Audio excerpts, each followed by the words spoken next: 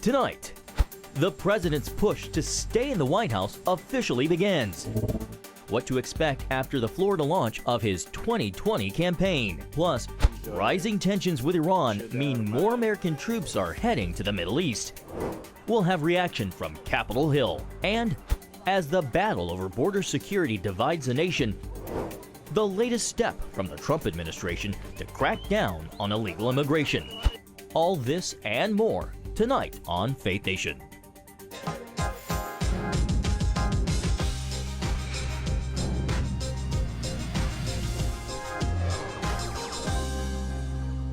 Is it too late for diplomacy with Iran? Welcome to Faith Nation. I'm John Jessup. And I'm Jenna Browder. President Trump says he doesn't want war with Iran, a sentiment Iran's leader is echoing tonight. But with growing tensions and more American troops heading to the Middle East, the question some are asking on Capitol Hill is if diplomacy will win out. For more on that, we turn now to Abigail Robertson. Hi, Abby.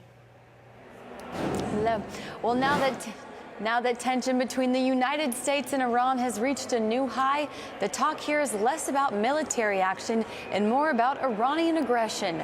Today, Senate Majority Leader Mitch McConnell still warned the risks of conflict are very real. But make no mistake, they're being driven by Tehran's decisions to resort to violence. McConnell strongly supports the Trump administration's decision to send 1,000 troops as a defense against any further Iranian attacks in the region. There's no question that Iran is behind the attacks. Congressman Adam Schiff argues these kinds of attacks were, quote, eminently foreseeable after President Trump pulled out of the 2015 Iran nuclear deal. And the fact that our reneging on the deal hasn't made us safer is part of the proof. Iran threatens unless sanctions are eased, it will exceed the limit of nuclear fuel allowed in the 2015 Obama-era deal in a matter of days. It's been our mission since the beginning of this administration to convince the Iranian regime not to move forward with their nuclear program and not to continue to engage in development of their missiles and all the other activities, the malign activities that they've been engaged in around the world. Secretary of State Mike Pompeo says for more than a year, the administration kept up pressure with the goal of reestablishing deterrence. We need to make sure that we continue to do that so that we ultimately get the opportunity to convince Iran that it's not in their best interest to behave in this way. Reminding everyone this is 40 years of Iranian activity that has led us to this point. Unprovoked attacks on commercial shipping warrant a retaliatory military strike against the Islamic Republic of Iran. Senator Tom Cotton believes it's time to act, with or without congressional approval. The policy in Iran has been erratic and opaque. Nobody knows what their plans are and why they're doing what. While Minority Leader Chuck Schumer acknowledges a problem in Iran, he wants the president to lay out a clear strategy. As we have learned since the 60s, unless the American people are on board with a strategy, it ultimately is not going to get their support and Congress's support. Senate Democrats caution the administration against taking action without the support of Congress or our allies. Meanwhile, Senate Republicans were briefed by a top diplomat from the State Department today on the heightening situation, an offer Leader McConnell says Senate Democrats turned down. Back to you, John and Jenna. Thanks, Abigail. Well, David Adesnik, Director of Research at the Foundation for Defense of Democracies, joins us now. David, thanks for being with us. Great to be back. David, how serious is the situation with Iran right now? Well, I think in the broad strategic sense, it remains extremely serious. They haven't abandoned their nuclear ambitions. But I would definitely add a word of caution about whether the U.S. and Iran are on the brink of war. I think this is much more a situation where Iran is pursuing incremental escalation, including violence, really to scare as many people as possible into believing that there's a need for immediate negotiation, preferably on their terms.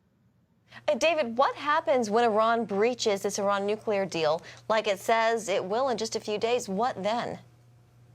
Well, so the United States withdrew from the deal, leaving Europe as the other active parties, along with Iran. And the question is, will Europe consider this a sufficiently serious violation in order for them to withdraw from the deal and return sanctions into place? Now, I think Iran's strategy is to try to make it seem like this would be a very incremental, small thing, almost saying, oh, we're really just breaching this one rule. You don't want to bring down the whole house because of that. Of course, that's the way to sort of open the door 1 inch at a time to them violating it even further. And I think the United States position should be that if the Iranians violate a core limit on the amount of nuclear enriched material that they can have, then it is very important for Europe to say that this is the end of the deal. What do you foresee Europe doing in this situation? Well, I think to some degree they're going to cross their fingers and hope that Iran backs off and there's no conflict. I think they find themselves a bit between a rock and a hard place. They are deeply, deeply committed to preserving the nuclear deal almost at any cost. It's important to remember that Iran has actually launched terrorist attacks in Europe. Some of them foiled, a couple of assassinations successful since the nuclear deal. Despite Europe being a strong advocate of it, Iran didn't back off those terrorist attacks. So on the one hand, Europe is frustrated by that. On the other hand, they remain absolutely convinced, despite the deal's numerous flaws, that it's the right thing to pursue. So I think they're really hoping for something outside to save the situation for them before they have to make a hard decision. David, we're tight on time here, but real quickly, do you agree with former National Security Advisor H.R. McMaster when he says the days of wishful thinking in dealing with Iran are over? Well, I certainly have great respect for General McMaster, and of course, he's a colleague of mine here at the Foundation for Defense of Democracies. I think there are some very clear-eyed people in this administration with regard to Iran. On the other hand, I think some of the hopes for re-entering the nuclear deal do reflect a sort of wishful thinking. And I don't think General McMaster was saying that within the United States as a whole, people have overcome that problem. And one other thing I would point to is simply that we have no really room for that in the White House. There have been times, and the White House seems to suggest there has been a substantial change in Iranian behavior since 2017, since the new administration came in. And I hope it remains clear to everyone there that it hasn't changed. Iran is responsible for this round of attacks as well as other attacks. And we need to see it hasn't changed in 40 years. In their mind, the Islamic Revolution continues. All right, David Adesnik, thank you so much for your insights. Thank you. Well, Acting Secretary of Defense Patrick Shanahan will not be moving forward in his confirmation process. The president tweeting today he will instead focus on devoting more time to his family. The current Secretary of the Army, Mark Esper, will replace Shanahan. Well, President Trump officially kicks off his re-election campaign tonight. Some supporters lining up to 40 hours before the Orlando rally to see his speech. CBN News White House correspondent Ben Kennedy joins us now. Ben, what do you expect the president to hit on at his kickoff rally tonight? Well, John, President Trump will pull out all the stops, likely focusing on the strong economy, jobs, and his effort to curb illegal immigration. His speech is expected to draw tens of thousands of supporters. Hundreds camped outside Orlando's Amway Center for Tuesday's campaign rally, and jumbotrons will be outside for the thousands more expected to gather for the event. This is such a monumental event, and living so close, there was just no way we could miss it. President Trump tweeted that Republican enthusiasm is at an all-time high and that people have never seen anything like it unless you play the guitar. Going to be wild. The president is set to announce his re-election campaign in a state he narrowly won in 2016. Before the rally, he focused on the economy and trade, saying, had a very good telephone conversation with President Xi of China. We will be having an extended meeting next week at the G20 in Japan. The decisions were made. It was a good call. And I guess, you look at the rally in the stock market, I think the market says talk is better than no talk. There's no guarantees. A deal with China would avert additional tariffs and could also help propel Trump in 2020. That would be a timely jolt based on polls in key battleground states showing the president trailing former VP Joe Biden. Why does it bother you so much? Because it's untrue. I like the truth. I'm actually a very honest guy. If I thought they were correct, I wouldn't be complaining at all. Republican voters have complained that lawmakers failed to repeal and replace Obamacare. While party leaders have been reluctant to take it on as a campaign issue, Trump is eager, talking about a new health care plan in the works. We're going to produce phenomenal health care, and we already have the concept of the plan, and it'll be much better health care. Tell people what the plan is? Yeah, well, we'll be announcing that in about 2 months. So bottom line, Trump is after the Sunshine State's 29 electoral votes. The rally kicks off at 8 p.m. and joining the president on the campaign trail will be the First Lady and Vice President Mike Pence. That's the latest outside the White House. Ben Kennedy, CBN News. Thanks, Ben. Well, Democrats on Capitol Hill want to see more done when it comes to keeping American elections safe. Senate Minority Leader Chuck Schumer today condemning Leader Mitch McConnell for not doing more to fight against foreign interference, similar to what was seen in 2016. Director Wray says things are going to get a lot worse in 2020, and the Republican Senate Leader McConnell just stands there and twiddles their thumbs and says almost, "Come on, Putin, let it happen." And if Russia or any other country is able to interfere in the 2020 elections, it's going to shake confidence in our democracy to the core. Schumer's comments today come after President Trump's interview with ABC News, where he said he'd listen if someone from a foreign country came to him with dirt on one of his 2020 challengers. Coming up, as lawmakers battle over border security, the latest step the administration is taking to clamp down on illegal immigration. Welcome back. The president says ICE agents will deport millions of illegal immigrants starting next week. An administration official tells CBN News the push will focus on the more than 1 million people who've been ordered by federal judges to leave the country. Yes, since October, Border Patrol has detained a historic 600,000 migrants on the southern border. But as Chuck Holton reports, Congress and the White House are still fighting over funding for a border wall. We're asking for an order blocking the use of these funds that Congress didn't appropriate to build a wall on the border. It's very simple. They didn't get the money for it. They can't build it. Sierra Club members are dedicated to protecting fragile ecosystems and long-standing communities on the southern border. And obviously building a 1,500-mile contiguous wall is certainly not going to help us in that endeavor. While these legal and political battles wage on, better barriers are going up, courtesy of the military and the Army Corps of Engineers. One of the stated missions of that agency's 37,000 civilian and military employees is to deliver vital public and military engineering services to strengthen our nation's security. The thousands of illegal crossers entering the United States each day from many different countries are a definite security concern, especially for locals like this El Paso woman. There is an urgency. Yes, there is. They're coming in now. It was by the hundreds, now it's by the thousands a day. We have to do something. Thousands of people are going to be released into our community, and we don't even know who they are. The U.S. Border Patrol used existing funding that was authorized under the Obama administration to recently build about 4 miles of this bollard-style fencing. It's 18 feet high, it's got no climb on the top, and it works very effectively against people crossing illegally. But here's the problem. If you only do the fencing 4 miles at a time, what you run into is what we have right here. The fence ends, and now here's Mexico over on this side. So it's not very difficult for people to just walk right around the fence and come into the United States illegally. We have to do something. I suggest that. I was hoping that they would just bring martial law. They need to bring martial law. And while arguments continue thousands of miles away in Washington over whether this is a national emergency, border authorities and American citizens struggle with the daily crush of illegal crossers and thousands being released onto city streets. And Chuck Holton is with us now for more. Chuck, great to have you. You mentioned in these stories, these migrants are coming from many different countries. Were you surprised in what you found? Yeah, I think it's very surprising that what you're seeing right now. The people coming across are not just from Latin America.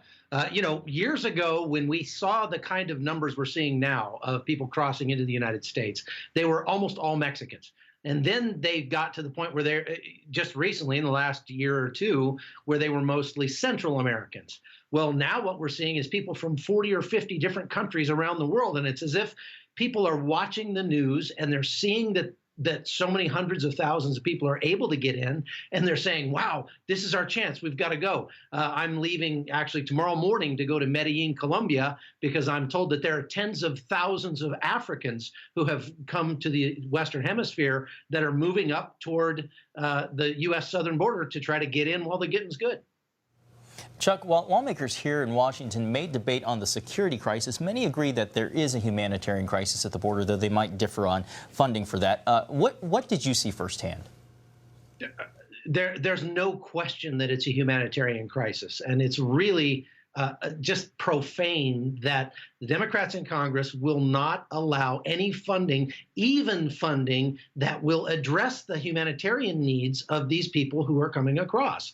So the thing is that when they come to our southern border, because they're not from Mexico, they can walk right in, and we cannot send them back to Mexico. We can keep if we can keep them out, then we can keep them in Mexico. There's the Red Cross and a lot of other churches and other aid organizations that are helping those people, giving them food and water and stuff like that. But once they come into the United States, they're our responsibility. And we're talking, when I was just down there shooting that piece, they said they had 4,000 beds for people that were being detained, and they had over 14,000 people in custody.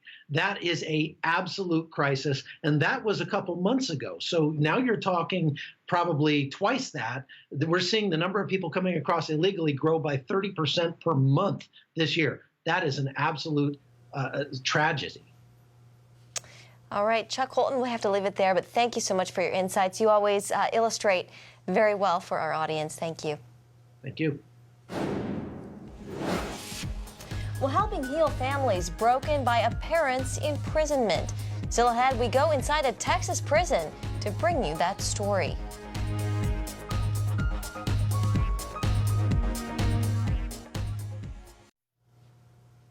Well, with President Trump back on the campaign trail, he is likely to tout one of his biggest bipartisan accomplishments of his administration, prison reform. While the First Step Act aims to change the landscape of federal prisons, nonprofit and Christian organizations are working to make a difference one prisoner at a time. Amber Strong brings us one of their stories. The bus is loaded. Kamaya. There you are, hi. With snacks ready to go. You're gonna grab 2 of those babies, aren't you? I know you are. It's a 2-hour drive well worth the wait. If you look over my shoulder, you'll see arts and crafts and plenty of laughs, but this isn't your typical field trip. Today's outing is at the Woodman State Jail in Texas. No matter what, these women are mothers. Attorney Brittany K. Barnett is the force behind GEM, or Girls Embracing Mothers, a prison program uniting daughters with their moms behind bars. We're breaking the cycle, building the bond between mothers and daughters, but also between the girls who are going through a situation that they feel no one else can understand, and now they're in a group, or a family as we call ourselves, of people who get it. That family includes mothers from prisons all over the region. They can be themselves, and the moms can be themselves, and then the relationships and the moms and daughters is just, it's overwhelmingly positive. To qualify, program participants cannot be incarcerated for crimes against children or the elderly, and must be infraction-free for 6 months. Pray for me, or I'll pray for her. So that's something that is supportive. But it isn't just arts and crafts. The mothers take parenting courses and dive into their goals, spiritually and financially. Former GEM mom turned employee Angelica Zaragoza remembers being on the other side of that conversation. It's a mixture of all feelings. You're happy, you're excited, you're embarrassed. My first visit with my daughter, with GEM, I couldn't do anything. I couldn't even speak to her because I knew she was disappointed in me. I knew I hurt my baby. But things got better with time, GEM, and faith. God is the center of it. He knew what I needed. He knows what each one of us need. And he knows each one of these ladies in here, and he knows their hearts. Monica Newton jumped at the opportunity to join, determined to create positive memories despite the circumstances. Callie asked me, Mommy, how many more days before I ride the black bus to come see you? And it's just something that we get to share together that's really a pleasure. That's a good thing, as a strong family bond can prevent these moms from returning to prison. We don't want that disconnection, because once they're released from the facility, we still want to make sure that we're focusing on our recidivism and they still have that family connection. For Maisha Garcia, that connection goes beyond the relationship with her 2 girls. It's brought restoration to my mom. I'm finna cry and I'm laughing because we didn't have a relationship at all. Garcia says she's determined to take advantage of this second chance at motherhood. I didn't get that God loves you and and you're valuable and you're wonderfully and fearfully made. I didn't get that, so now I instill it in them. And I'm always on them about, you go to church today with what you learned. You better not be on that game while I'm talking to you about God right now. This work is a constant force in Barnett's life. Barnett and former inmate Sharonda Jones are the masterminds behind the Buried Alive Project, a nonprofit working toward freedom for nonviolent drug offenders serving life sentences. Recently, Barnett and attorney My Angel Cody launched the 90 Days of Freedom campaign, securing freedom for 17 people serving life without parole for drug offenses. Their partnership included the financial support of Kim Kardashian West. She also worked feverishly to secure the freedom of Alice Marie Johnson. Even still, she says her heart belongs to Jim because she's been there. After experiencing the incarceration of my own mom, and I was a young adult at the time, early 20s, and I just know how it greatly impacted my sister and I, even as young adults. I couldn't imagine being 9 or 10 and not having my mama present. Her mom is free now, and they get to spend a lot of time together these days, working side by side, polishing the next generation of Jims. Amber Strong, CBN News, Gatesville, Texas. Great story, Amber. Well, coming up, in the run-up to the 2020 election, one newspaper is already making an endorsement who should be in the White House. Find out who when we come back.